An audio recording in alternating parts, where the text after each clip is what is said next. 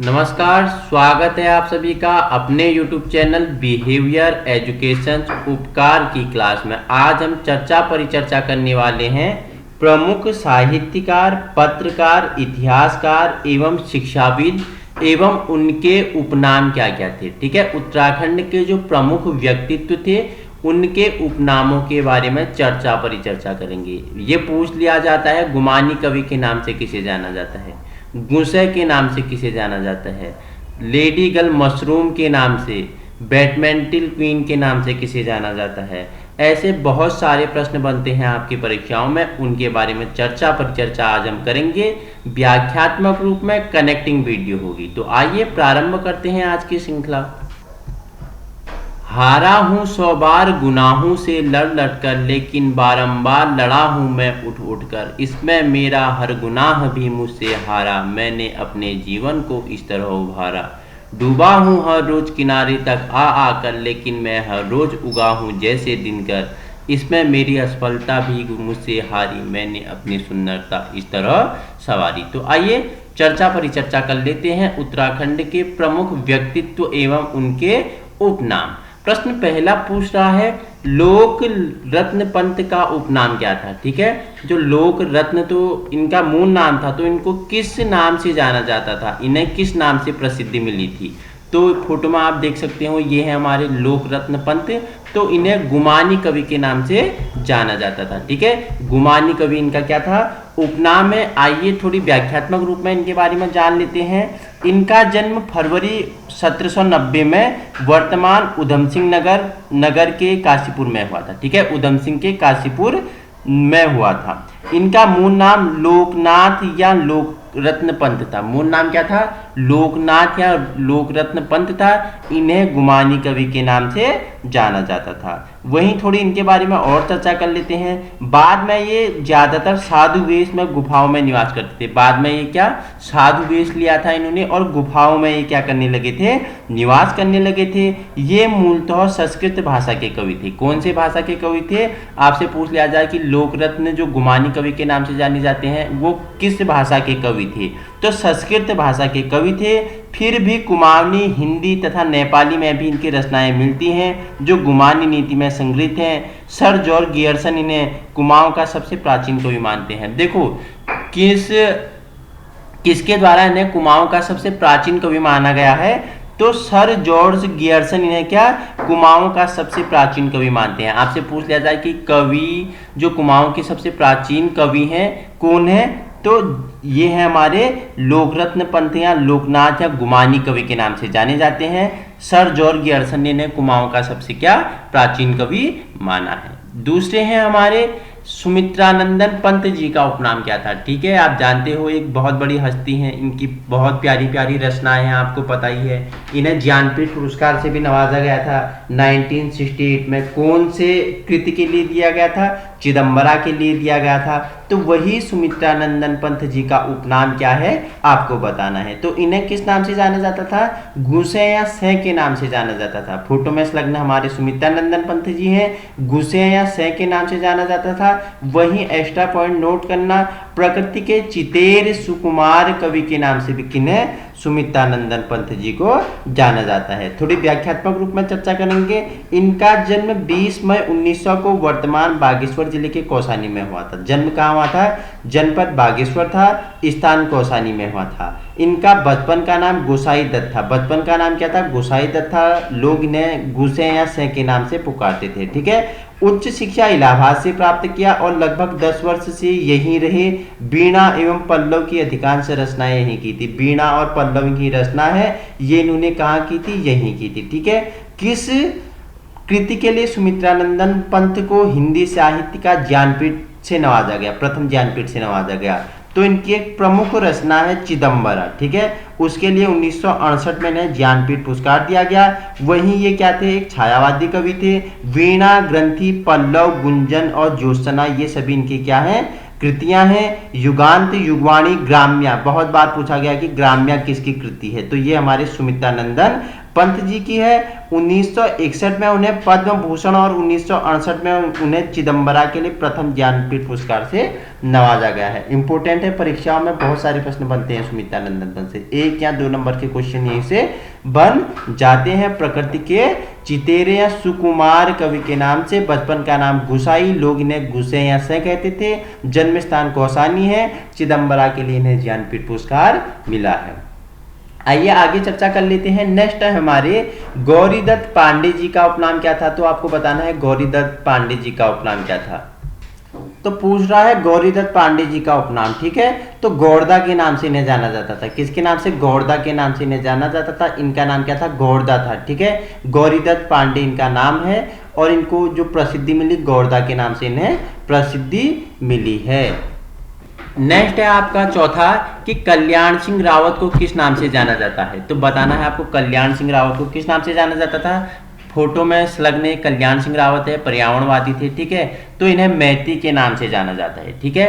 व्याख्यात्मक रूप में पढ़ लेते हैं इनके बारे में। इनका जन्म 1953 में चमोली के बनौली नाटी में हुआ था। एक शिक्षक के पद पर रहते हुए 1974 में उन्होंने दुर्लभ वन्य प्राणियों की रक्षा एवं संवर्धन हेतु हिमालय वन्य जीव संस्थान की स्थापना की थी। पूछ लिया जाए आपसे हिमालय वन्य जीव संस्थान की स्थापना किसने की थी, तो मैती के नाम से प्रसिद्धि प्राप्त कल्याण सिंह रावत ने की थी, ठीक है। वहीं आगे बात कर लेते हैं। और छात्रों के सहयोग से ये अब तक हिमालय क्षेत्र में 2 दर्जन से अधिक कैंप तथा भावनात्मक अभियान चला चुके हैं, यथा देवभूमि क्षमा यात्रा, त्रिमूर्ति पद यात्रा गढ़वाल तथा कुमाऊं विश्वविद्यालय के बीच, रजत जयंती, रथ यात्रा, गांव की ओर चलो, पद यात्रा, लोकमाटी, वृक्ष अभिषेक समारोह, टिहरी वृक्ष अभिषेक समारोह, राजगढ़ी आदि इन कार्यक्रमों में व्यापक जन समर्थन मिल चुका है, ठीक है। कारगिल में शहीद सैनिकों की स्मृति में जन सहयोग में शौर्य वन तथा मैती वन लगाया। राजजात यात्रा 2000 के समय उत्तरांचल के 13 जनपदों की जागरूकता महिलाओं को एक स्थान पर बुलाकर एक नंदा देवी स्मृति वन की स्थापना नोटी के समीप में की थी। तो ये है हमारे कल्याण सिंह रावत, मैती के नाम से इन्हें जाना जाता है। नेक्स्ट है आपके लिए पिंगला या प्योला के नाम से किसे जाना जाता है। इंपोर्टेंट है, पिंगला या प्योला के नाम से किसे जाना जाता है, तो किसका उपनाम है, तो जिया रानी को जाना जाता है, ठीक है। पिंगला या प्योला किसका उपनाम है, जिया रानी का उपनाम है। आइए चर्चा कर लेते हैं इनके बारे में व्याख्यात्मक रूप में। वहीं देखो इन्हें क्या कुमाऊं की लक्ष्मीबाई भी कहा जाता है, किसे, जिया रानी को, ठीक है। फोटो में संलग्न आप देख सकते हो जिया रानी है, इनके बारे में पढ़ लेते हैं। और देखो जिया रानी 14वीं शताब्दी में खैरागढ़ के कत्यूरी सम्राट प्रीतम देव थे, जिन्हें जागर लोकगीतों में पृथ्वीपाल, प्रीतम शाही, पिथौरागढ़ शाही तथा राजा पिथिर आदि अन्य नामों से पुकारा जाता था। जिया रानी इसी प्रीतम देव की छोटी रानी थी, जो मालवा नरेश की राजकुमारी थी। जिया रानी का दूसरा नाम पिंगला या प्योला भी मिलता है। कुमाऊं की लक्ष्मीबाई कही जाने वाली इस रानी ने कुमाऊं पर रोहिल्लों और तुर्कों के आक्रमण के दौरान रानीबाग युद्ध में उनका डटकर मुकाबला किया था, ठीक है। जब कुमाऊं में रोहिल्लों या तुर्कों का आक्रमण हुआ तो रानीबाग में इस जिया रानी ने प्योला या पिंगला नाम से प्रसिद्ध इनका क्या किया, इन रोहिल्लों और तुर्कों का क्या किया, डटकर सामना किया था, ठीक है। लेकिन अंत में वह बंदी बना ली गई थी। इन्हें कुमाऊं में न्याय की देवी भी माना जाता है, ठीक है। कुमाऊं में न्याय की देवी किसे माना जाता है, जिया रानी को माना जाता है। कुमाऊं की लक्ष्मीबाई किसे कहा जाता है, जिया रानी को कहा जाता है। वहीं पिंगला या प्योला के नाम से किसे जाना जाता है, जिया रानी को जाना जाता है। आइए आगे बढ़ते हैं, पढ़ लेते हैं। प्रश्न नंबर 6 बोल रहा है कि कुमाऊं की बेटी के नाम से किसे जाना जाता है, तो आपको बताना है कुमाऊं की बेटी के नाम से किसे जाना जाता है। तो आंसर है जो आयरन पंत जी हैं उनको कुमाऊं की बेटी या क्या अल्मोड़ा की बेटी के नाम से जाना जाता है, ठीक है। अल्मोड़ा की बेटी के नाम से किसे जाना जाता है, अल्मोड़ा की बेटी, ठीक है, सॉरी, अल्मोड़ा की बेटी के नाम से आयरन पंत को जाना जाता है। नेक्स्ट प्रश्न है नागकटी के नाम से किसे जाना है, तो आपको बताना है नागकटी के नाम से किसे जाना जाता है, ठीक है। बहुत बार परीक्षाओं में पूछा जाता है कि नागकटी रानी के नाम से किसे जाना जाता है, तो रानी कर्णावती को जाना जाता है नागकटी रानी के बारे में। और क्या क्या जानते हैं उनके बारे में, देखो जुलाई 1531 में अल्मोड़ा युद्ध में महाराज महीपति तथा देवासान हो जाने के पश्चात उनकी पत्नी कर्णावती ने अपने पुत्र युवराज पृथ्वीपति शाह के वयस्क होने तक गढ़वाल राज्य का शासन संभाला। इन्होंने मुसलमान सेनानायक दोस्त बेग मुगल के परामर्श पर अपनी आज्ञा का उल्लंघन करने वालों की नाक कटवा देने की प्रथा शुरू की थी। ठीक है, आगे चलकर ये नाक काटने वाली रानी के नाम से विख्यात हुई। उन्होंने शाहजहां के शासनकाल में नवाजत खां के नेतृत्व में भेजी गई मुगल सेना को गढ़वाल के मोहल चट्टी में बुरी तरह पराजित किया था। किसने? रानी कर्णावती ने। ठीक है, नाक काटने वाली रानी के नाम से इन्हें जाना जाता है, नागकटी रानी के नाम से इन्हें प्रसिद्धि मिली है। क्वेश्चन 8वां है आपका, सल्ला बहन का मूल नाम क्या था? ठीक है, गांधी जी की ये विदेशी शिष्या रह चुकी थी सल्ला बहन, इनका मूल नाम बताइए। तो क्या था? मिस कैथरीन हाइलामन इनका क्या था? मूल नाम था। आइए इनके बारे में व्याख्यात्मक रूप में चर्चा कर लेते हैं। इनका जन्म 1901 में इंग्लैंड में हुआ था और इनका मूल नाम मिस कैथरीन हाइलामन था। ये गांधी जी से काफ़ी प्रभावित थी और गांधी जी ने इनका यह नाम दिया था। गांधी जी ने इन्हें क्या? सल्ला बहन नाम दिया था। ये जब से इंग्लैंड से आई फिर लौट कर नहीं गई। देखो, गांधी जी से इतनी प्रभावित हुई ये विदेशी मिस कैथरीन हाइलामन कि इंडिया आके ये वापस ही नहीं गई। ठीक है, देखो आगे पढ़ लेते हैं और जान लेते हैं। इनका ज़्यादा समय उत्तराखंड में बीता। ज़्यादा समय कहाँ बीता? अधिक समय इन्होंने उत्तराखंड में बिताया। 1941 में कौसानी स्थित लक्ष्मी आश्रम पहुंची। 1941 में कहाँ? कौसानी में स्थित है लक्ष्मी आश्रम, वहाँ पहुंची और गांव-गांव जाकर स्वतंत्रता आंदोलन के लिए लोगों को तैयार किया। इन्होंने महिलाओं को एकजुट करने का भी प्रयास किया था। महात्मा गांधी जी की क्या थी? ये विदेशी शिष्या थी। सल्ला बहन महात्मा गांधी जी द्वारा इन्हें नाम दिया गया। इनका मूल नाम क्या था? मिस कैथरीन हाइलामन था। ठीक है, हाइलामन था। वर्तनी सुधार करना है, ये इधर पे हेलीमन नहीं है, हाइलामन होता है। ठीक है, हाइलामन इनका क्या था? मूल नाम था। आइए प्रश्न नंबर 9 की ओर बढ़ते हैं। पूछ रहा है, वेरी इंपॉर्टेंट है, परीक्षाओं में पूछा जाता है, चिपको वुमेन के नाम से किसे जाना जाता है? तो सभी आप जानते हो चिपको वुमेन के नाम से किसे जाना जाता है? गौरा देवी को जाना जाता है। ठीक है, एक पर्यावरण के विरुद्ध एक ऐसा आंदोलन इन्होंने चालू किया था।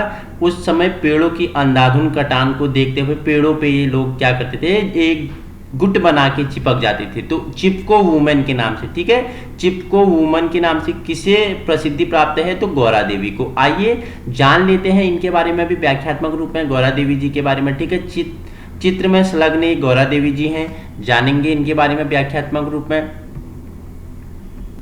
गौरा देवी, ठीक है, चिपको आंदोलन की प्रथम सूत्रधार महिला। देखो, चिपको आंदोलन की प्रथम सूत्रधार महिला कौन है? हमारी गौरा देवी है। इनका जन्म 1925 में लाता टिहरी में हुआ था। जन्म कहाँ हुआ था? 1925 में लाता के टिहरी में हुआ था। 12 वर्ष की आयु में विवाह हो गया। देखो, 12 वर्ष की आयु की थी ये, तब इनका क्या हो गया? विवाह हो गया। और शादी के लगभग 8 वर्ष बाद इनके पति मेहरबान सिंह की मृत्यु हो गई। और जब 12 वर्ष की अवस्था में इनकी शादी हुई, उसी के 18 वर्ष जब 8 वर्ष पूर्ण हुए शादी के, तो इनके पति मेहरबान सिंह की मृत्यु हो गई। 26 मार्च 1974 को गांव के पुरुष बाहर गए थे और ठेकेदार के आदमी वनों को कटान करने आ गए। देखो, अब बात आती है 26 मार्च 1974 को गांव के सारे पुरुष बाहर गए थे और ठेकेदार ने वनों पे अपने आदमियों को लगा के क्या कर दिया? वनों की अंधाधुंध कटान प्रारंभ कर दी। तो गौरा देवी के नेतृत्व में महिलाएं पेड़ों पर चिपक गई। तो गौरा देवी का नेतृत्व रहा और सभी महिलाएं उस वन की ओर प्रस्थान किए और पेड़ों पे चिपक गए और उस ठेकेदार को पेड़ काटने से रोका। आगे चर्चा कर लेते हैं। बाद में वृक्षों की रक्षा के लिए इस प्रकार का आंदोलन पूरे विश्व में फैल गया। देखो, बाद में पेड़ों की रक्षा के लिए, पर्यावरण के लिए इस तरह का आंदोलन पूरे विश्व में फैल गया था। वहीं नवंबर 1986 में उन्हें प्रथम वृक्ष पुरस्कार से भी सम्मानित किया गया। देखो, प्रथम वृक्ष पुरस्कार से किसे सम्मानित किया गया था? तो गौरा देवी, जिन्हें चिपको वुमेन के नाम से जाना जाता है, प्रथम वृक्ष मित्र पुरस्कार से भी सम्मानित किया गया। चिपको वुमेन के नाम से ख्याति प्राप्त गौरा देवी का निधन 4 जुलाई 1991 को हो गया। देखो, चिपको वुमेन के नाम से ख्याति प्राप्त गौरा देवी का निधन कब हो गया था? 4 जुलाई 1991 को हो गया था। तो याद रखना है, वेरी इंपोर्टेंट क्वेश्चन है। यहाँ से प्रश्न बनते हैं कि चिपको वुमेन के नाम से किसे जाना जाता है, प्रथम वृक्ष पुरस्कार से किसे नवाजा गया? तो ये हमारे गौरा देवी हैं। प्रश्न नंबर 10वां है आपके लिए, मशरूम लेडी गर्ल के नाम से किसे जाना जाता है। ठीक है, इंपोर्टेंट है, मशरूम लेडी गर्ल के नाम से किसे जाना जाता है, तो किसे जाना जाता है आप बताएंगे मुझे, दिव्या रावत को जाना जाता है। ठीक है, दिव्या रावत को क्या मशरूम लेडी गर्ल के नाम से जाना जाता है। देखो मशरूम लेडी गर्ल के नाम से मैंने आपको बताया दिव्या रावत के बारे में। ठीक है, तो आइए जान लेते हैं। उत्तराखंड राज्य के चमोली गढ़वाल जिले से 25 किलोमीटर दूर कोट कंडारा गांव में रहने वाली दिव्या रावत दिल्ली में रहकर पढ़ाई कर रही थी, लेकिन पहाड़ों से पलायन से परेशान रह के इन्होंने क्या किया, वर्ष 2013 में वापस उत्तराखंड लौटो और यह मशरूम उत्पादन शुरू किया।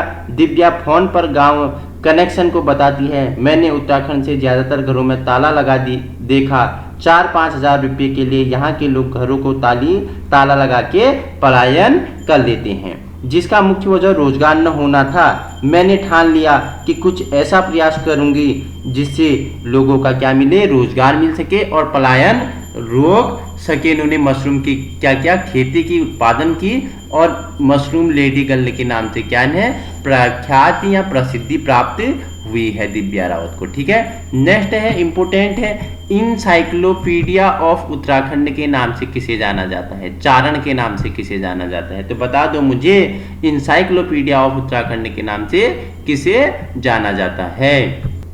चित्र में संलग्न हमारे कौन है, शिव प्रसाद डबराल जी हैं। ठीक है, इंसाइक्लोपीडिया ऑफ उत्तराखंड के नाम से इन्हें जाना जाता है। आइए चर्चा कर लेते हैं इनके बारे में व्याख्यात्मक रूप में। ठीक है, इनका जन्म 12 नवंबर 1912 को पौड़ी के गहलनी गांव में हुआ था, लेकिन इनकी कर्मस्थली दुगट्टा रही। 1962 में आगरा विश्वविद्यालय से भूगोल विषय में पीएचडी की उपाधि मिली, जिसका विषय था अलकनंदा उपत्यका में घोषणा यात्रा, प्रव्रजन की ऋतुकालीन प्रवास। ठीक है, भूगोल में एमए व पीएचडी करने वाले डॉक्टर डबराल इतिहास के अलावा अंग्रेजी एवं बांग्ला में कई रचनाएं प्रस्तुत की।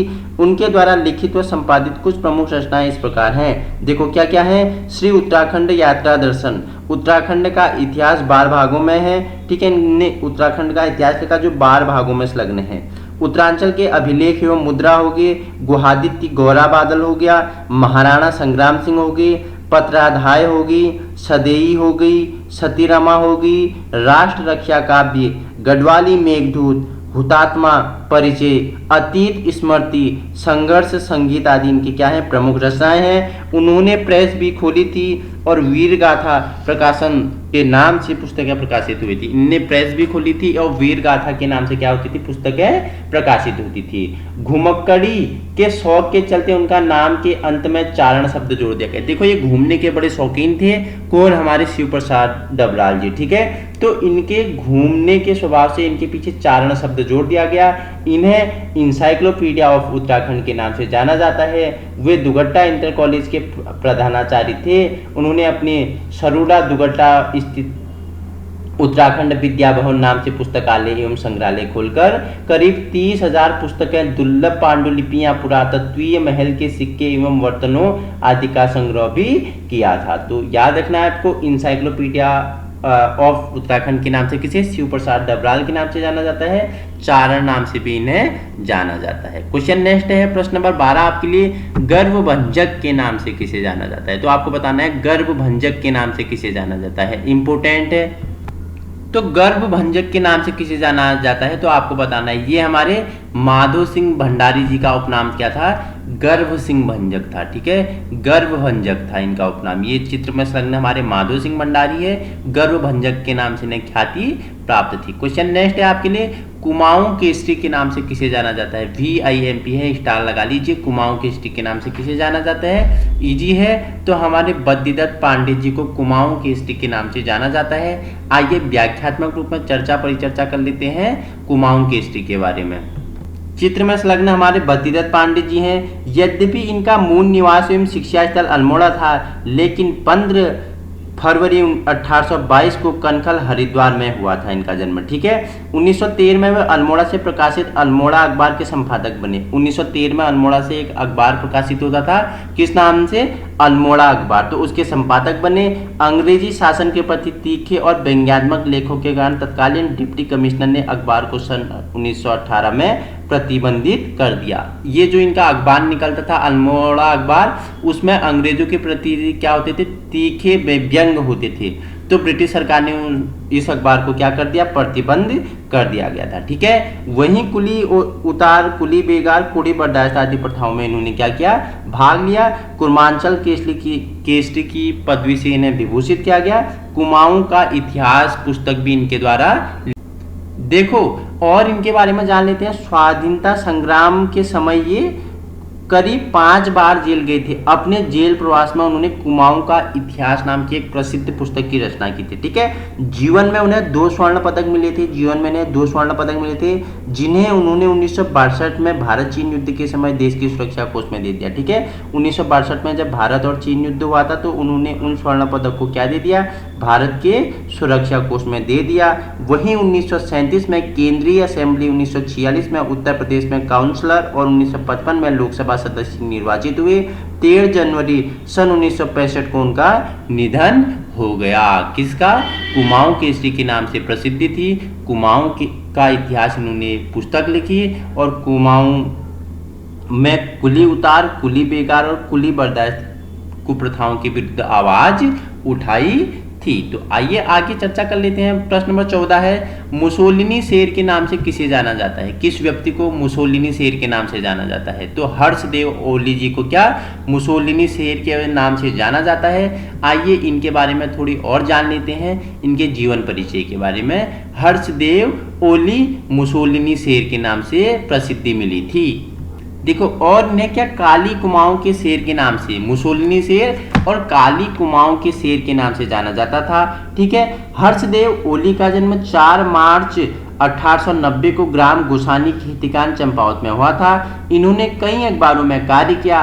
कुली उतार, कुली बेगार व कुली बर्दाश्त आंदोलन में सक्रिय योगदान दिया। 1929 में लाहौर कांग्रेस के वार्षिक अधिवेशन में उन्होंने कुमाऊं क्षेत्र का प्रतिनिधित्व किया था। 1930 में जंगलात कानून के विरुद्ध सविनय अवज्ञा आंदोलन चलाया। 5 जून 1940 को नैनीताल में उनका निधन हो गया था। कुमाऊं, काली कुमाऊं के शेर और मुसोलिनी शेर के नाम से किसे? हर्षदेव ओली को जाना जाता है। ठीक है, नेक्स्ट है क्वेश्चन 15, हिमालय पुत्र के नाम से किसे जाना जाता है? ठीक है, वेरी इंपॉर्टेंट है।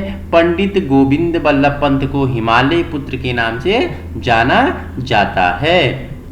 हिमालय पुत्र पंडित गोविंद बल्लभ पंत के बारे में और अधिक जान लेते हैं। देखो, पंत जी का जन्म 10 सितंबर 1887 को ग्राम खूट जनपद अल्मोड़ा में हुआ था। ठीक है, पंडित जवाहरलाल नेहरू जी ने इन्हें हिमालय पुत्र की उपाधि से विभूषित किया था। ठीक है, किस व्यक्ति द्वारा पंडित गोविंद बल्लभ पंत जी को हिमालय पुत्र की उपाधि दी गई थी? तो हमारे प्रथम प्रधानमंत्री पंडित जवाहरलाल नेहरू जी द्वारा इन्हें हिमालय पुत्र की उपाधि से विभूषित किया गया था, उनकी प्रतिभा से प्रभावित होकर। ठीक है, उनके सहपाठी उन्हें गोविंद बल्लभ महाराष्ट्र कहा करते थे। इनके सहपाठी ने गोविंद बल्लभ महाराष्ट्र कहा करते थे। 1946 में उन्हें उत्तर प्रदेश के प्रथम मुख्यमंत्री बनने का गौरव प्राप्त हुआ और इस पद पर वो दिसंबर 1954 तक रहे। उनके जीवन से संबंधित प्रमुख घटनाएं इस प्रकार थी।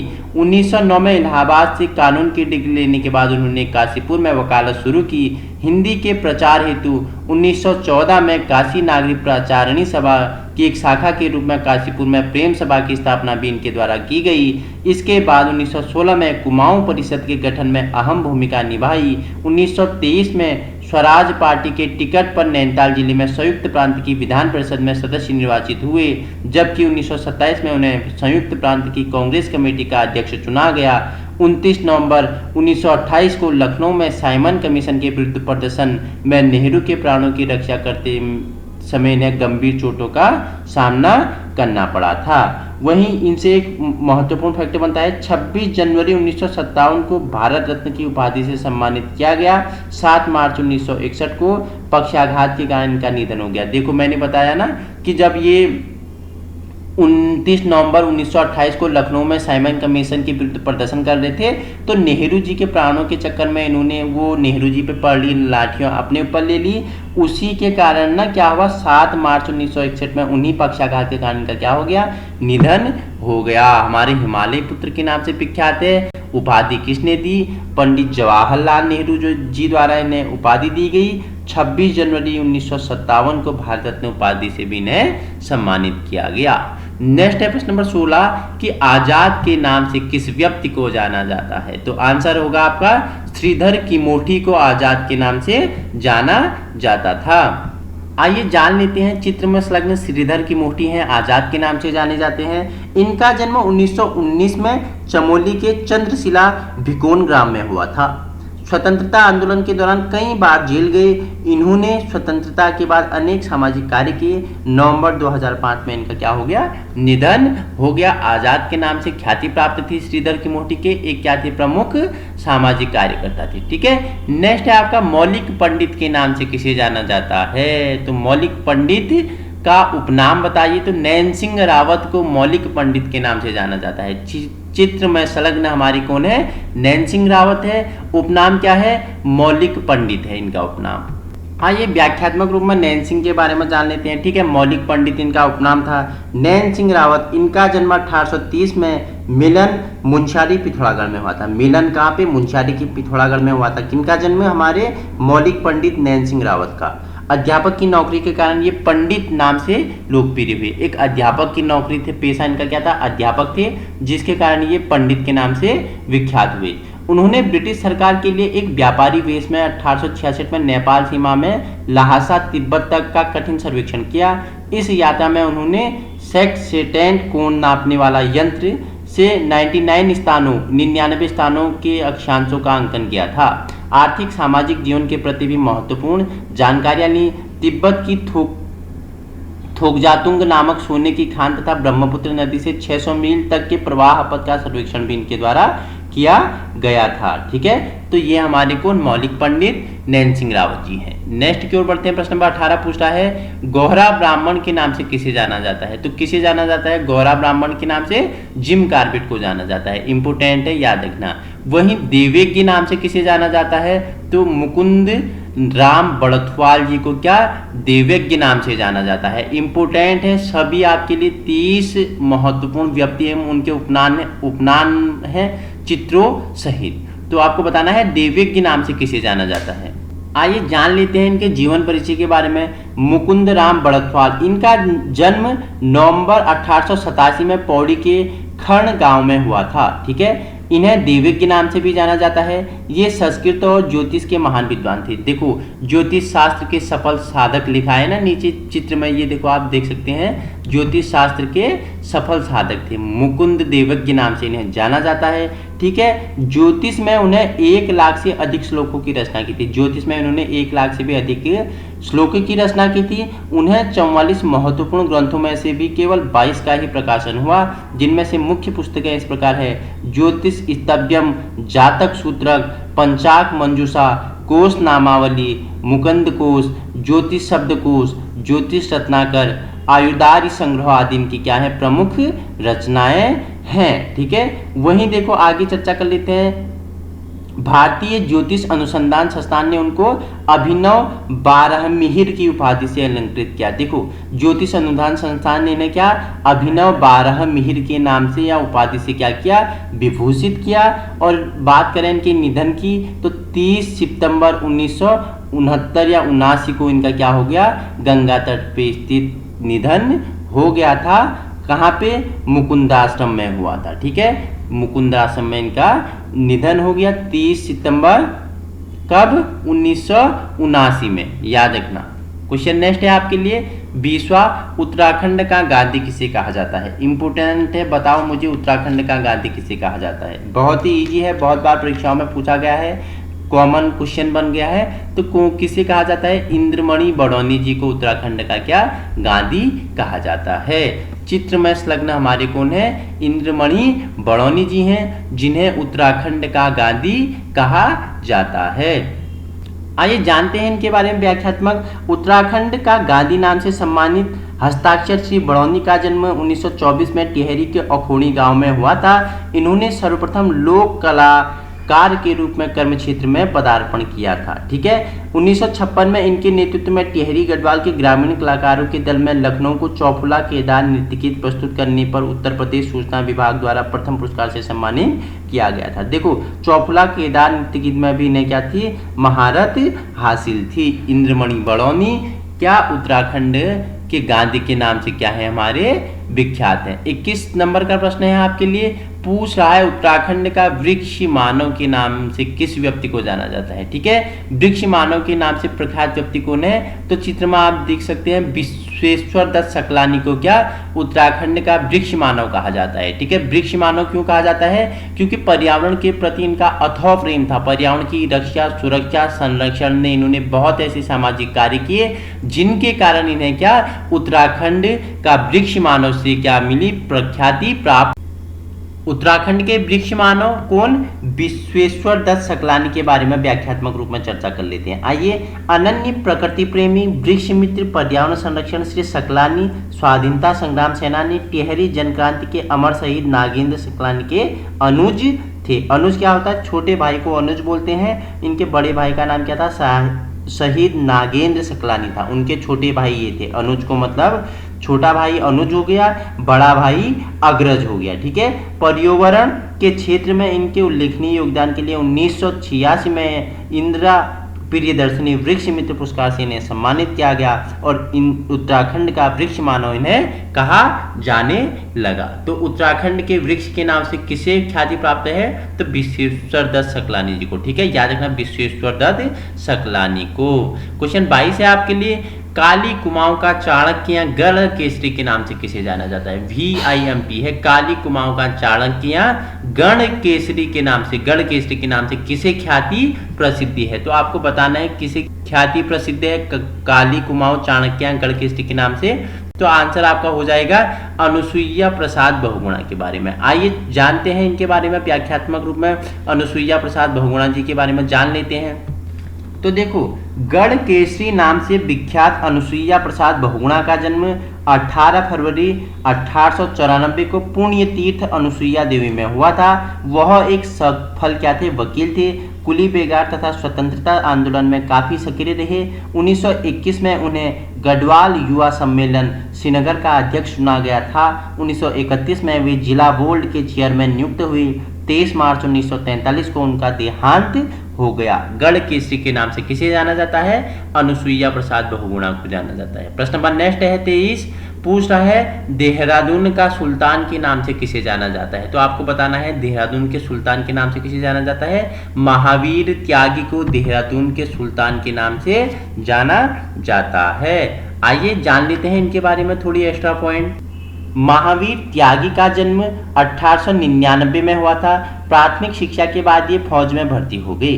प्रथम विश्व युद्ध में ईरान भेजे गए, किंतु राष्ट्रीय विचारों का व्यक्ति होने के कारण कोर्ट मार्शल कर दिया गया, फौज से निकाल दिया गया। ठीक है, इसके बाद ये असहयोग आंदोलन में कूद पड़े। पूरे स्वतंत्रता आंदोलन के दौरान ये 11 बार जेल गए और लगभग 7.5 वर्ष तक जेल में ही रहे। ठीक है, देहरादून का सुल्तान इन्हें कहा जाता है। सन 1923 में लगातार ये 44 वर्षों तक अखिल भारतीय कांग्रेस कमेटी के सदस्य रहे। 1980 में इनका क्या हो गया, निधन हो गया। देहरादून के सुल्तान के नाम से प्रसिद्ध व्यक्ति महावीर त्यागी जी। ठीक है, 24 प्रश्न है आपके लिए, विकास पुरुष के नाम से किसे जाना जाता है। तो आपको बताना है विकास पुरुष के नाम से किसे जाना जाता है। चित्र से आपने आंक लिया होगा कि ND तिवारी। ठीक है, नारायण दत्त तिवारी को विकास पुरुष के नाम से जाना जाता है। श्री तिवारी का जन्म अक्टूबर 1924 में नैनीताल के बल्यूटी गांव हल्द्वानी में हुआ था। इन्होंने इलाहाबाद विश्वविद्यालय से राजनीतिक शास्त्र में MA एवं LLB किया और छात्र संघ में अध्यक्ष भी रहे। 1965 में कांग्रेस में सम्मिलित हुए और 1969 और 74 में काशीपुर विधानसभा सीट में विधायक चुने गए। जनवरी 1976 में पहली बार उत्तर प्रदेश के मुख्यमंत्री बने। 1980 में नैनीताल के लोकसभा के लिए सीट के लिए जीत इन्हें हासिल हुई। ठीक है, आगे चर्चा कर लेते हैं। अगस्त 1984 में दूसरी बार मुख्यमंत्री बने, जून 1988 में तीसरी बार मुख्यमंत्री बने, मई 1965 में कांग्रेस के विघटन के बाद गठित कांग्रेस तिवारी के अध्यक्ष बने थे। ठीक है, तो इनके बारे में ये क्या थे महत्वपूर्ण तथ्य थे। विकास पुरुष के नाम से जाना जाता है। प्रश्न नंबर 25 है आपके लिए, धरती पुत्र या हिमपुत्र के नाम से किसे जाना जाता है। तो आपको बताना है धरती पुत्र या हिमपुत्र के नाम से किसे ख्याति प्राप्त है। तो हेमवती नंदन बहुगुणा को क्या धरती पुत्र या हिमपुत्र के नाम से जाना जाता है। क्वेश्चन 26 है आपके लिए, किंग ऑफ कुमाऊं के नाम से किसे जाना जाता है। इंपोर्टेंट है, तो बताना है आपको किंग ऑफ कुमाऊं के नाम से हेनरी रेमजे को जाना जाता है। ठीक है, क्वेश्चन 27 है, उत्तराखंड एक्सप्रेस के नाम से किसे जाना जाता है। सुरेंद्र सिंह भंडारी को उत्तराखंड एक्सप्रेस के नाम से जाना जाता है। क्वेश्चन नंबर 28 है, द किंग ऑफ हर्सिल के नाम से किसे जाना जाता है। तो फ्रेडरिक को किंग ऑफ हर्सिल के नाम से जाना जाता है। प्रश्न नंबर 29 है आपके लिए, एवरेस्ट ट्विस्ट के नाम से किसे जाना जाता है। तो गुक्सी तासी को एवरेस्ट ट्विस्ट के नाम से जाता है। सभी क्वेश्चंस आपके लिए क्या है इंपोर्टेंट है, VIMC है, 5 स्टार लगाते हुए चलना है। प्रश्न नंबर 30 है आपके लिए, उत्तराखंड की तीजनबाई के नाम से किसे जाना जाता है।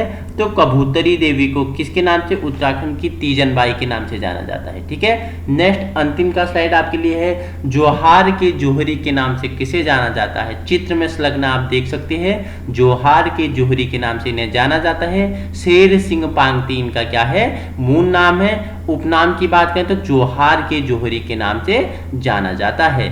अंतिम प्रश्न है आपके लिए 32 इंपोर्टेंट है, बैडमिंटन क्वीन के नाम से किसे जाना जाता है। चित्र से आपने आंक लिया होगा कि बैडमिंटन क्वीन के नाम से किसे जाना जाता है। तो कौन थी हमारी बैडमिंटन क्वीन, बताइए, आंसर लगाइए, कौन थी हमारी।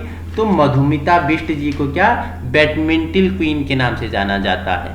ठीक है, बैडमिंटन क्वीन के नाम से किसे जाना जाता है, मधुमिता बिष्ट को। आइए जान लेते हैं इनके बारे में थोड़ी। मधुमिता बिष्ट एक बैडमिंटन खिलाड़ी हैं जिन्हें राष्ट्रीय बैडमिंटन प्रतियोगिता के एकल वर्ग में 1986 से 1990 तक निरंतर खिताब जीतने का गौरव प्राप्त हुआ। उन्होंने ओलंपिक में भाग लिया था। 1982 में इन्हें अर्जुन पुरस्कार तथा 2006 में पद्मश्री से सम्मानित किया गया। पूछ लिया आपसे कि बैडमिंटन क्वीन के नाम से किसे जाना जाता है। तो हमारे कौन हो जाएगा, ये मधुमिता बिष्ट हो जाएगा। और एक हॉकी का जादूगर के नाम से किसे जाना जाता है, आप मुझे कमेंट में बताएंगे हॉकी के जादूगर के नाम से किसे जाना जाता है। आप लोग कमेंट में आंसर करेंगे कि हॉकी के जादूगर। तो मैं आपको बता देता हूं, मेजर ध्यानचंद को हॉकी का जादूगर के नाम से जाना जाता है। तो आज की सीरीज हमने क्या 32 महत्वपूर्ण व्यक्तियों, उनके उपनाम एवं व्याख्यात्मक रूप में परिचर्चा की, जो आगामी आने वाली उत्तराखंड की परीक्षाओं के लिए क्या होगा, VIMP लड्डू या कहीं न कहीं आपके लिए रामबाण साबित होगा। अगर आपको इसी प्रकार की वीडियो चाहिए तो आप हमारे YouTube चैनल पर विजिट कर सकते हो। हमारा उद्देश्य क्या है, आपको व्यवहारिक शिक्षा प्रदान करना है। Thank you so much for watching.